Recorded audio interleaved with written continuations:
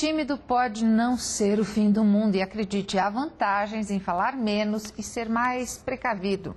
Quem explica melhor pra gente é a psicóloga Lígia Guerra. Bom dia, Lígia. Bom dia, Gisele. Bom dia, Soler. Bom dia. Os tímidos devem estar perguntando, não é o fim do mundo? Porque a gente conhece pessoas que sofrem com a timidez, né? Porque, inclusive, as pessoas que pediram os temas, elas escreveram como se a timidez fosse um defeito. Isso é bem complicado. Quando a pessoa começa a enxergar a sua timidez como um defeito, ela torna essa timidez a sua inimiga e essa timidez tem que ser a sua aliada. Dizem que a palavra é de prata e o silêncio é de ouro, né? Então, a gente saber ouvir bem, a gente saber ponderar o que fala, ajuda a gente a não se envolver em conflitos desnecessários, a não se colocar em fofocas, acima de tudo, a não julgar muito rápido as situações. Isso, é uma ponderação que também vale ouro, assim como o silêncio. Vamos ver a participação do público em relação a esse assunto? Vamos lá. Como passar para as outras pessoas que você é uma pessoa segura, tranquila, se você é uma pessoa tímida? Aí eu já não sei, eu acho que é mais disfarçar mesmo. Quer aprender a disfarçar? É. E você já aprendeu? Não. Fica mais quietinha mesmo. Ela diz, né, que assume que fica mais quietinha, fica mais na dela, vamos dizer assim, mas o problema é quando você ficar quieto, passa insegurança para as pessoas. A nossa sociedade hoje, Soler, ela está muito barulhenta. E a percepção que nós temos é de que quem fala mais se dá melhor. Isso nem sempre é verdade. Nós temos que saber, digamos, vender a nossa imagem, sem dúvida, mas como o repórter ali perguntou, tem que disfarçar? Não, não tem que disfarçar. O que você tem que ter é uma tranquilidade para colocar a sua opinião, né? Você pode perceber que muitas vezes até as pessoas que falam muito não são bem ouvidas. E as pessoas que falam menos, elas recebem mais atenção porque quando elas se colocam, normalmente é porque elas vão falar algo mais pertinente. Então, o tímido ele tem que começar a perceber essa característica, né, como uma qualidade importante. O que ele pode tirar de vantagem disso? Muitas vezes as pessoas que disparam a falar, elas falam o que é comum, enquanto o tímido pode ter digamos, uma condição de falar algo mais precioso, algo que ainda não havia sido pensado. Então, não precisa disfarçar. Se você fica um pouquinho nervoso com a situação, dá uma respirada diferente, pergunta alguma coisa a mais, tira as dúvidas que você tem, daí responde então a questão que está sendo feita para você. Vamos ouvir mais uma participação? Vamos lá. Se uma pessoa não consegue se comunicar bem numa entrevista de emprego, por exemplo, ela acaba tendo que inventar algumas coisas para falar e na hora ela... E não é legal. Não é legal.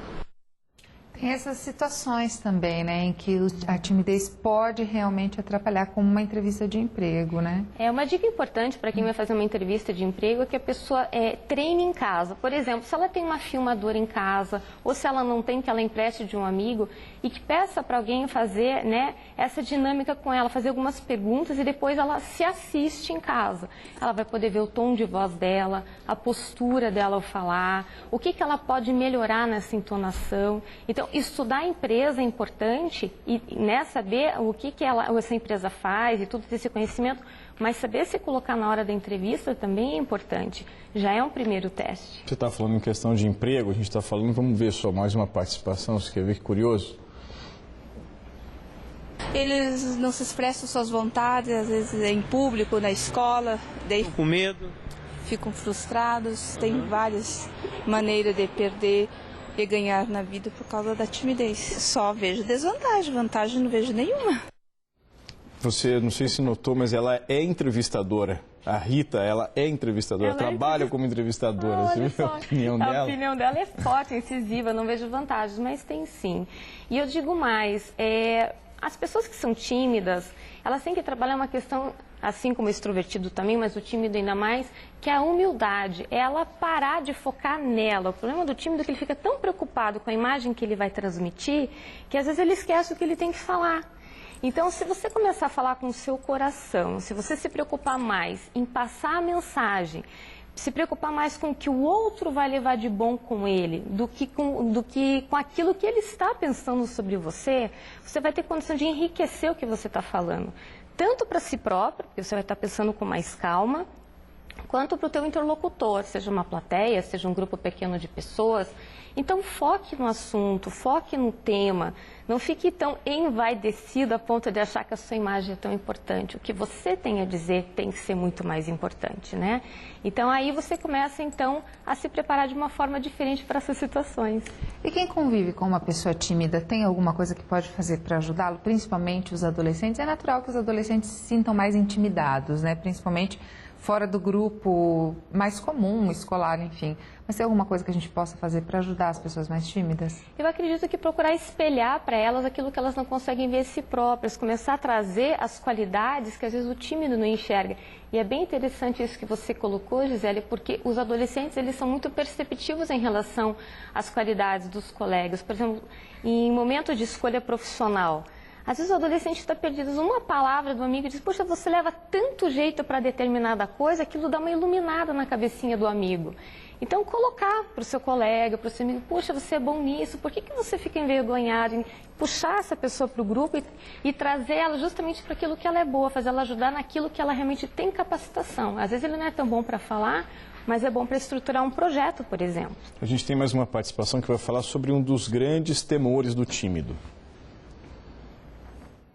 Questão de falar em público assim, um grupo de amigos, expor uma ideia, acho que é a questão que mais pega. Você já precisou fazer isso? Muitas vezes. Como é que você se sentiu a primeira vez, principalmente? Me senti que eu estava fora de mim. Não conseguia falar, tive que me superar meus limites.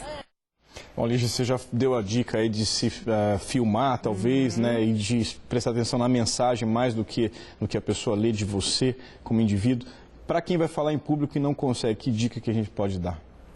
Olha, eu acho que esse realmente é um dos temas mais delicados, mas acho que a primeira coisa é a pessoa trabalhar a autoestima dela. Se ela sente que ela está com a autoestima muito rebaixada, ela tem que procurar uma ajuda terapêutica, né? Ela, de repente, fazer uma dança de salão, soltar o corpo, soltar o imaginário dela. Eu vejo que muita gente que eu atendi em consultório, quando ia fazer uma atividade assim, lúdica, em grupo, começava a ficar mais extrovertido com o próprio corpo e até com o próprio humor.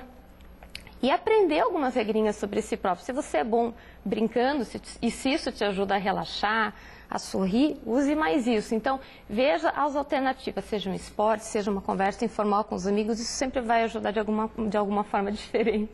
Ok, Lígia, obrigada pelas informações, pela conversa. Obrigada, uma ótima semana. Tchau, tchau.